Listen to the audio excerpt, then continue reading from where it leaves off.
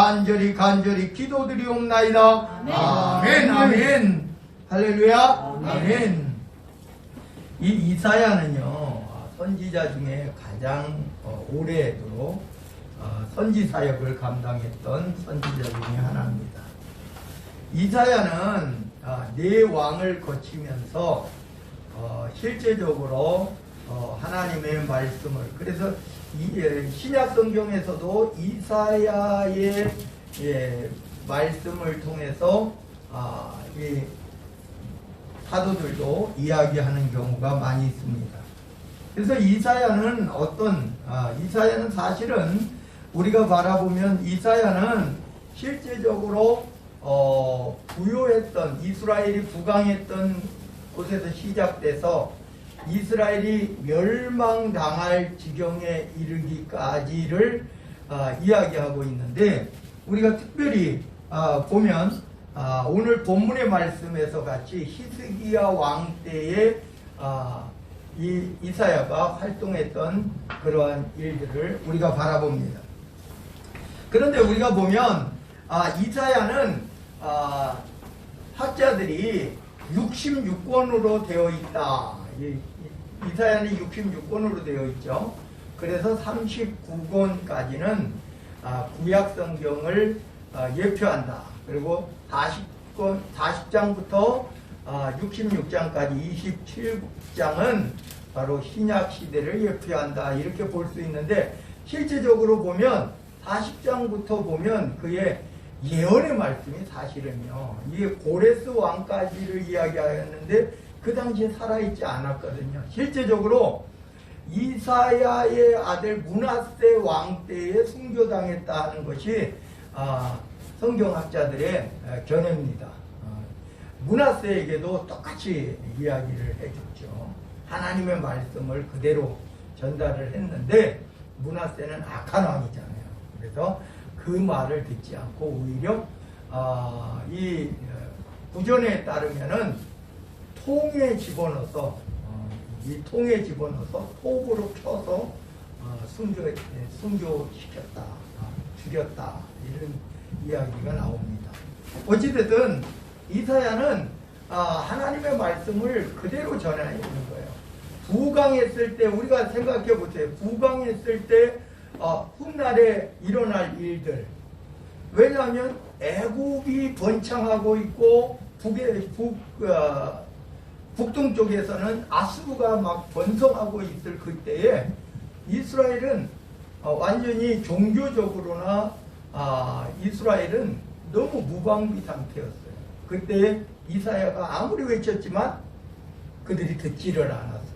결국은 히스기야 왕 때에 아수르의 군대가 쳐들어와서 북이스라엘을 멸망시키고 남유다까지 멸망할 지경에 있었지만, 오늘 본문의 말씀과 같이 히스기야 왕은 하나님을 의지한 왕이었습니다.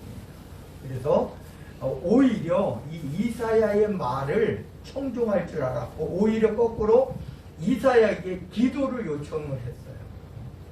그래서 결국은 아수르에 대해서 승리를 가져올 수 있었지만, 므낫세 왕 때에 이르러서 이스라엘은 완전히 영적으로도 그렇고 완전히 멸망할 수밖에 없는, 하나님께서도 나중에 요시야 왕같이 위대한 왕이 나타났지만은 하나님 앞에 진짜 요시야 왕은 흠잡을 때가 성경상에 없어요. 우리가 이 성경을 보면은 없어요. 그런데도 불구하고 누구 때문에? 므낫세 때문에 망한다, 이렇게 말하고. 그래 결국은 바벨론에 의해서 멸망당하는 지경에 이르릅니다. 그래서 오늘 이 이사야는 그 진짜 기로에 선, 이스라엘의 기로에 선 그곳에서 죽기까지 하나님의 말씀을 선포한 선지자다. 그리고 우리가 보면요, 이사야서부터 대선지서라 그래요. 그래서 이사야, 예레미야, 에스겔, 다니엘, 이 네 대선지자가 예레미야 애가까지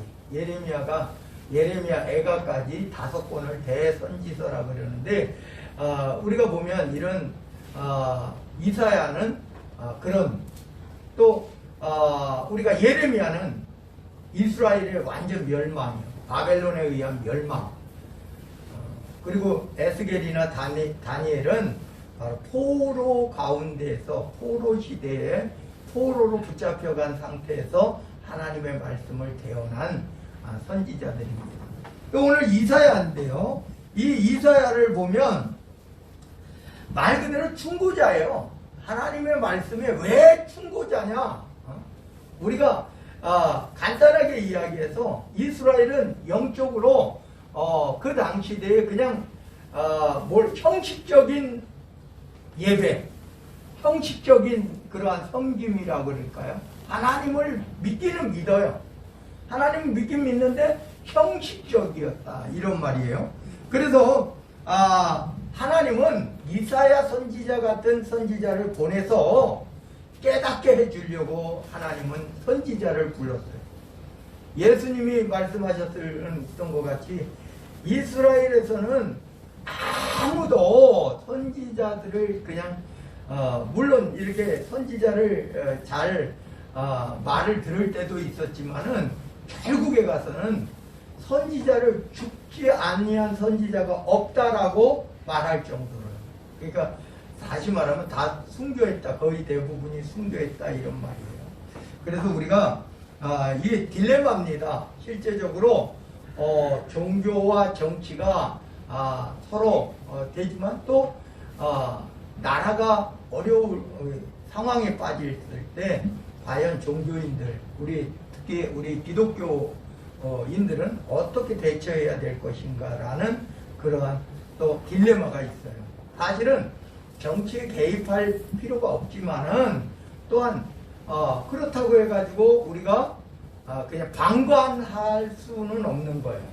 그러니까 우리가 하나님의 말, 바른 것은 바르다라고 하고 뭐 우리가 그런 것은 그러다라고 말할 수 있는 기독교인들이 되어야 된다 이런 말이에요. 그래서 우리가 보면 이 이사야의 중심 구절 중에 5장 7절의 말씀이 있어요.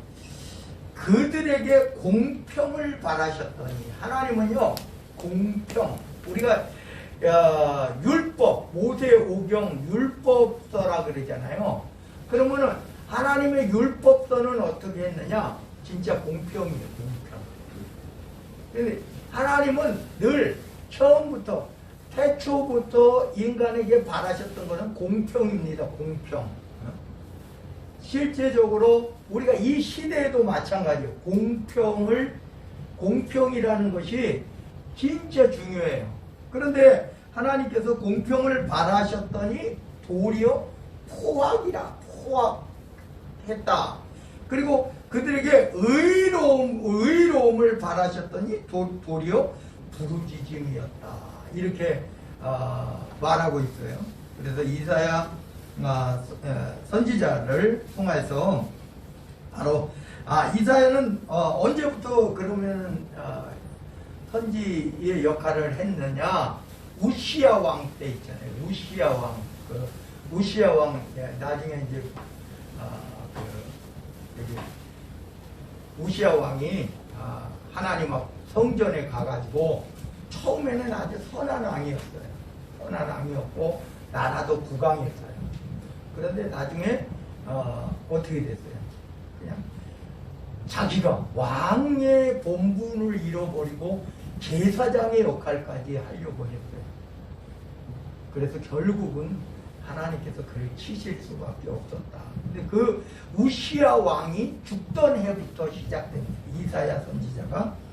그리고 우리가 또 보면 이 이사야 선지자는 아까 말씀드린 대로 므낫세 왕 시대까지 되어서 므낫세 왕에게 이제 똑같아요. 이사야 선지자는 누구를 막론하든 간에 하나님께서 주신 말씀 그대로 선포하는 그런, 예레미야도 엄청나게 고난을 받았죠. 그래서 예레미야도 고난을 받았어요. 그러니까 악한 왕은 하나님의 말씀에 귀 기울이지 않습니다. 우리가 대표적인 이스라엘의 초대왕 사울왕도 그렇잖아요. 사울왕도 하나님이 말씀하셔도 하나님의 선지자가 사무엘이 말을 해도 자기의 뜻에 더 앞서서 행동한다 이런 말이에요. 결국은 하나님께서 버리셨다 이런 말이에요. 그래서 우리가 보면 이 선지자들이 거짓 선지자 이렇게 이야기하죠. 거짓 선지자. 거짓 선지자는 뭐예요? 말 그대로 하나님의 말씀을 전해 듣고 하나님의 말씀을 그대로 전해야 되는데 자기 중심으로 이야기하는 거예요. 자기 생각으로. 그러니까 판단을 하는 거예요. 그래서 요즘 시대에도 보면 목회자들이 거짓말하는 목회자들이 많아요. 왜 많으냐? 시대적인 거를 봐요. 왜냐하면 하나님을 두려워하지 않는 거예요. 거짓말을 통해서 하나님을 두려워하지 않으니까 거짓말하는 거예요. 왜? 하나님이 함께하고 계신 줄 모르기 때문이에요. 그래서 두려워하지도 않아요. 그리고 자기 입속을 따라서 다닙니다. 자기의. 그래서 악한 일이든지 제가 이제 총회나 노예 일을 하다 보니까 분명히 악해요. 잘못됐어. 자기도 알아. 근데 자기가 거기에 유리하다고 생각하면 그쪽에 트는 거예요. 그래서 사실은 참 힘들어요. 그런데 어쩔 수 없어요. 이게 그래도 거기에서 바른 말을 할 줄 알아야 되는데 우리가 그렇습니다. 다시 말하면 거짓 선지자가 될 수 있습니다. 거짓 선지자가 뭐 다른 게 아닙니다. 거짓 선지자는 다시 말하면 하나님의 말씀이 있는데도 불구하고 하나님의 의로움을 바라셨는데 오히려 오히려 반대로 불의를 행했다.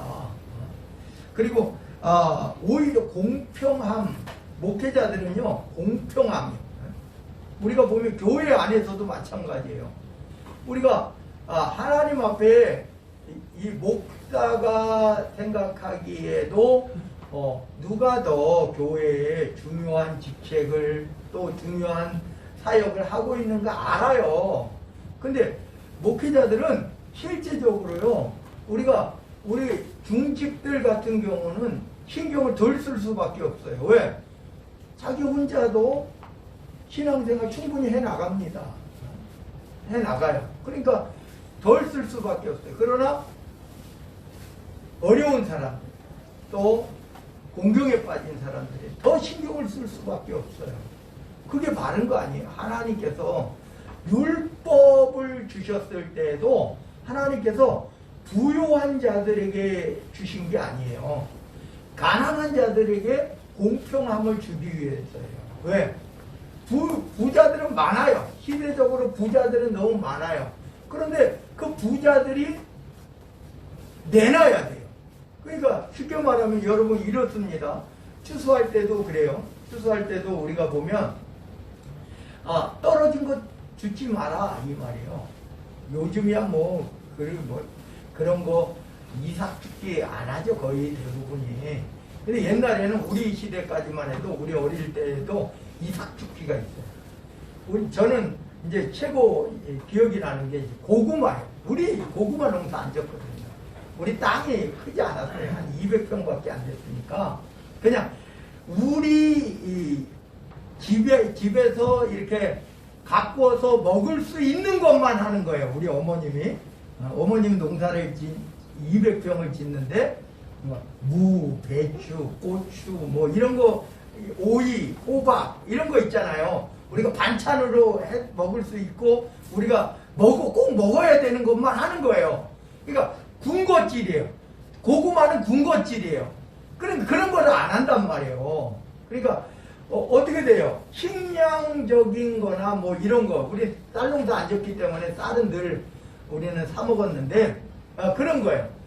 그런데 고구마 저는 아주 최고 민감했던 게 고구마 농사 짓는 사람의 밭이에요.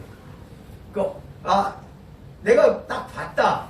고구마를 오늘 수확한다. 그러면은 그 수확하는 거 끝나는 것만 기다리는 거예요. 그래서 삽 가지고 뛰어가는 거예요. 이제 끝나면 그 사람들이 다 끝나면 끝이거든요. 그럼 그거 막 파면 이삭이 많아요. 막 고구마 이따마는 것도 있고 막 있어요.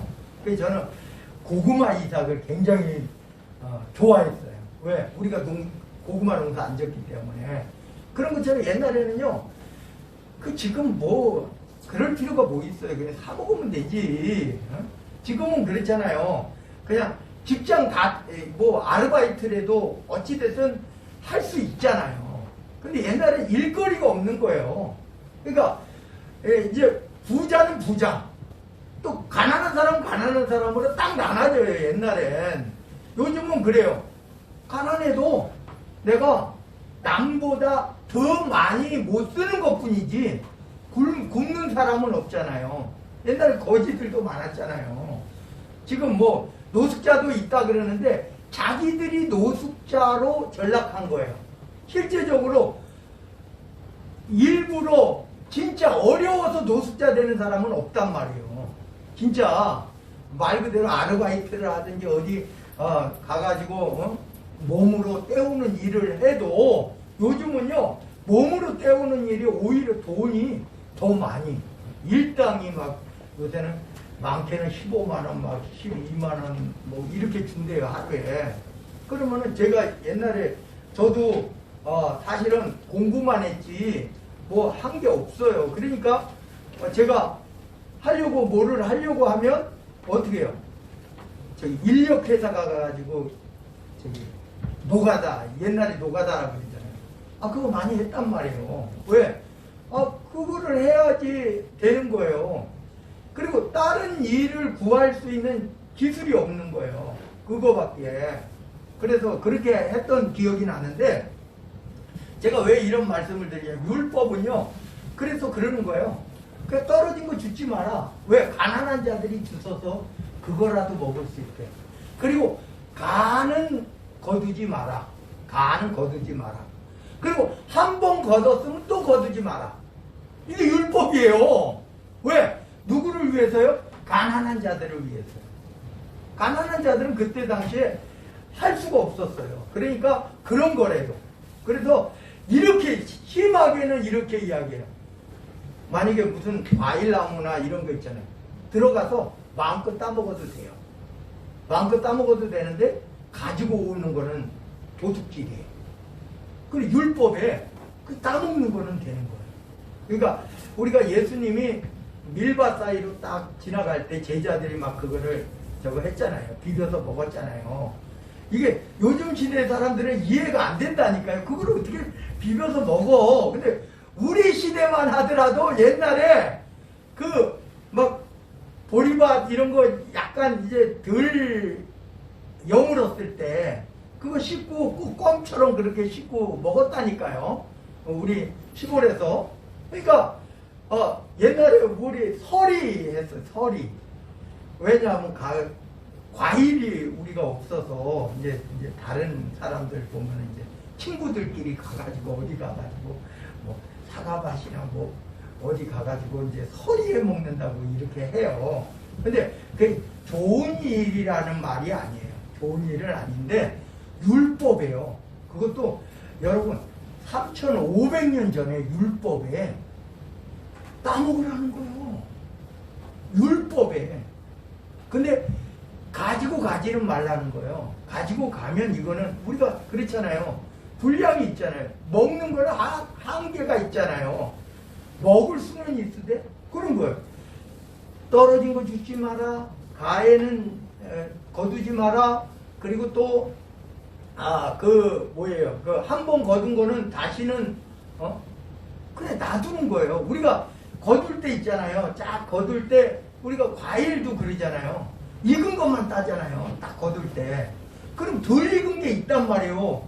그게 익어지면 가난한 사람들이 가서 따먹는 거야. 그게 율법이라고. 율법은 공평입니다. 우리가 그러면 공산주의냐? 여러분 절대 공산주의는 아니에요. 성경은. 율법은 공산주의가 아니에요. 공산주의는 이게 만들어낸 거예요. 이 나쁜 악한 놈들이 만들어낸 거. 왜? 다 뺏는 거예요. 공산주의는요, 그 지도자의 것입니다. 공평하게 다 나눠주는 게 아니에요. 다 지도자의 것입니다. 공평하게 나눠주냐? 실패할 수밖에 없었던 거예요. 공산주의가. 그래서 구소련이 손을 들었어요. 지금 중국도 어떻게 해요? 중국도 공산주의라고는 말하지만 실제적으로 공산주의가 아니에요. 다 민주주의지. 솔직히 지금의 우리 같이 뭐 투표해가지고 이렇게 국민들이 투표해가지고 하는 거는 아닙니다만 경제로서는 민주주의 형태를 빌렸어요. 지금 모든 공산주의가 그래요. 근데 북한도 막 장마당이 있다 그러잖아요. 그런 식으로. 그런데 그걸 하지를 못하는 거예요. 유일하게 북한만 개방을 못하는 거예요. 왜? 북한은요, 공산주의가 아니에요. 사이비 집단입니다. 북한은요, 공산주의 국가가 아니에요. 뭐냐면, 김일성가가 교주로 되어 있는 사이비 단체, 사이비 족속, 뭐 사이비 그런 거예요. 사이비예요. 단체. 사이비예요, 사이비. 그러니까 북한을 국가라고 할 수가 없어요. 공산주의도 아니에요. 사회주의도 아니에요. 그래서 북한은 자기들이 이렇게 해요. 자기들은 특별한 사회주의도 아니에요. 공산주의도 아니에요. 그래서 결국은 점점 더 고립될 수밖에 없어요. 그래서 제가 왜 이런 말씀을 드리느냐 하면은 하나님은요, 부자는 나누라고 하는 거예요. 부자는 나누라고 하는 거예요. 여러분, 율법에 또 가장 중요한 것이 있어요. 오늘 이사야가 그 공평을 이야기하는데, 하나님께서 뭐냐 하면은, 율법에는요, 탕감제도가 있어요. 희한하죠? 탕감제도요. 탕감제도 있지 않습니까? 이렇게 말할 수 있어요. 여러분, 안식년이 되면 종도 내보내야 돼요. 근데 내보낼 때 거저로 내보내지 말라는 거예요. 몇 년 동안 너한테 충성을 다했으니까 줘서 내보내는 거예요. 여러분 한번 생각해 보셔요. 땅도 돌려주라는 거예요. 율법에. 근데 그거 지키지 않아요. 하나님께서 율법을 만드셨을 때는 그래서 다시 회복될 수 있었어요. 지금 망했어요. 지금 망했단 말이에요. 우리가 나오미도 망했어요. 모압에 가가지고 완전히 망해서 돌아왔어요. 근데 회복될 수 있는 방법이 있었어요. 보아스라고 하는 율법을 지키는 사람이 있었기 때문에 회복될 수 있는 거예요. 율법을 지키면 회복되는 거예요. 율법은 나쁜 게 아니에요, 절대로. 율법은 진짜 하나님의 사랑이에요. 그래서 예수님이 그렇게 말씀하신 거예요. 율법의 1.1획도 없어지지 않는다. 사람이 지키지 않을 뿐이에요. 없어지지 않는다라고 하는 거예요. 그래서 오늘 제가 여러분들에게 오늘 특별히 또 본문의 말씀을 통해서 보면 이 이스라엘이 이제 병각에 달려 있는 거예요. 사실은 이 히스기야 왕도 손을 들었어요. 왜냐하면 아수르가 쳐들어왔어요. 이미 알아요. 히스기야 왕도 감당할 수 없다는 걸 알아요. 그래서 이런 제의를 합니다. 그래서 우리가 아수르 너희 말 다 들을 테니까 처음에부터 이렇게 나온 거 아니에요. 다 들을 테니까 그러면은 우리 그냥 속국으로 살겠다라고 손을 들었어요. 히스기야가 먼저. 그때 아수르는 이것으로 만족하지 않았어요. 아수르의 정책은 뭐냐 하면은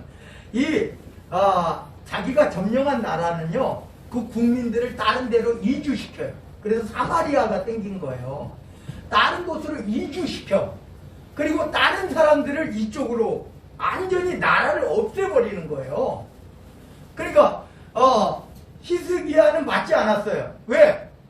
아니 그냥 우리가 항복하고 우리가 공물 바치고 이 속국이 되면 우리나라 옛날에 뭐 중국의 속국이었던 것처럼 그렇게 하면 되는 거 아니에요. 그렇게 생각을 했던 거예요. 근데 아수르는 그걸 원하지 않았어요. 그때 히스기야가 안 되겠다. 그래서 어떻게 했냐? 그때 이제 하나님만 의지하는, 오늘 본문에서 보면은 하나님만 의지하는 거. 그래서 선지자 이사야에게도 기도해달라. 지금 이 남아있는 자를 위해서 이렇게 말하잖아요. 지금 남유다도 다 빼앗겼어요. 예루살렘 성 하나만 남은 거예요. 북쪽은 딱 아예 그냥 왕조가 무너졌고 멸망당했고, 남쪽도 이 예루살렘 하나만 남은 거예요. 그래서 이 남은 자를 위해서 기도해 달라고 하는 것이 히스기야의 요청이에요. 누구에게? 이사야 선지자. 왜? 이사야 선지자는 그 이전부터 계속 선왕, 그 전전 왕부터 해가지고 계속, 그래서 자기에게 쓴 말을 하더라도, 이사야가 자기에게 쓴 말을 하더라도 달게 듣는 거예요. 히스기야가. 그러니까 그게 선한 왕이에요. 다시 말하면 하나님의 말씀이 나에게 좀 불리할 것 같은 생각 있잖아요. 우리도 보면 하나님의 말씀대로 살아라. 하나님의 말씀대로 살으면 꼭 내가 손해보는 것 같아. 그럴 수 있잖아요. 그러니까 악한 왕은 뭐냐? 왜 내가 왕인데 네가 함부로, 다시 말하면 이스라엘의 왕이, 만왕의 왕인 하나님을 인정하지 않는 거예요. 악한 왕은. 선한 왕은 내 위에 하나님이 계시다는 것을 아는 거예요. 그래서 하나님의 선지자의 이야기를 쓰면서도 달게 듣는 거예요. 그게 선한 왕이에요. 히스기야 왕이 그러했다. 이런. 그러니까 히스기야는 이제 하나님밖에 없음을 아는 거예요. 그래서 그의 신하들에게도 이사야에게 찾아가서, 자기는 어디로 가요? 성전으로 나가요. 자기는 성전에 가서 하나님만 의지하는 거, 방법이 없어요. 성에 가가지고 그 아수르 군대를 바라보는 게 아니라 어떻게 하면 아수르 군대를 이길 수 있을까라고 머리를 쓰는 게 아니라 다 포기하는 거예요. 다 포기하고 어떻게 해요? 하나님만 의지하는 거예요. 이게 히스기야 왕이에요. 거기에 누가 있었다? 이사야 같은 하나님의 선지자가 있어요. 그러니까 하나님의 선지자의 말을 들을 때에 진짜 여러분 충고라는 거 여러분 듣고 싶어요? 사실은 듣고 싶지 않아요. 잔소리예요. 충고는 잔소리예요. 내 개인에게 봤을 때는. 그런데 그게 옳아요. 옳은 건데 나에게는 잔소리가 되는 거예요. 선지자가 이야기하면 왕에게는 쓴말이에요. 사실은 이게 달콤한 말이 아니란 말이에요. 하나님의 말씀을 전할 때 하나님의 말씀대로 살아라. 여러분 지금 이 시대 속에 말씀대로 살아라. 하나님 뜻대로 살아라. 이러면 내가 사는 방식에서 지금 하나님의 뜻대로 사는 게 이게 쉽지가 않은 거예요. 그런데 그렇게 살라고 하는 거예요. 하나님의 선지자들은 그렇게 살라고 하는 거예요. 오늘 제가 여러분들에게 성경을 읽으라고 하는 거예요. 성경 읽기보다는 뭐예요? 핸드폰 보는 게, 게임하는 게 더 좋잖아요. 우리 학생들, 청년들. 그잖아요. 성경 읽는 것보다. 근데 성경 읽어야 돼요. 성경 읽지 않으면 안 돼요. 왜?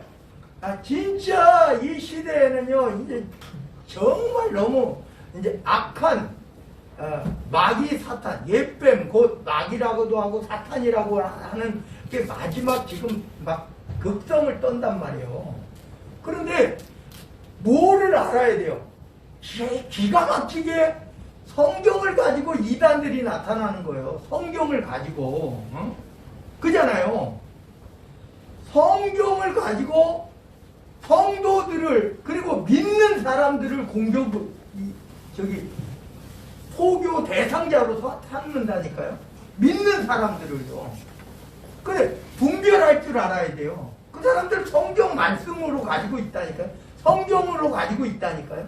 성경 내용을 이야기한다니까요. 성경 구절을 가지고 이야기한다니까요. 그 이거 구분할 수 있는 방법이 뭐냐? 하나님의 말씀을 읽는 거예요. 하나님의 말씀을 읽지 않으면 안 돼요. 여러분, 제가 성경 공부 안 시킨다 그랬죠? 왜 안 시키느냐? 딱 간단해요. 성경 공부는요, 제 뜻대로 여러분들을 가르칠 수 있어요. 성경 내용이요, 있어요. 사이비 이단들이요, 성경 구절 다 자기들이 성경 내용에 있는 거를 말한다니까요. 그런데 거짓이에요. 여러분, 신기하지 않아요? 성경 말씀을 분명히 이야기하는데 거짓이에요. 왜 거짓이냐? 성경의 전체 내용과 배치돼요. 달라요. 분명히 성경 한 구절의 말씀은 맞아요. 성경 공부가 그렇다니까요.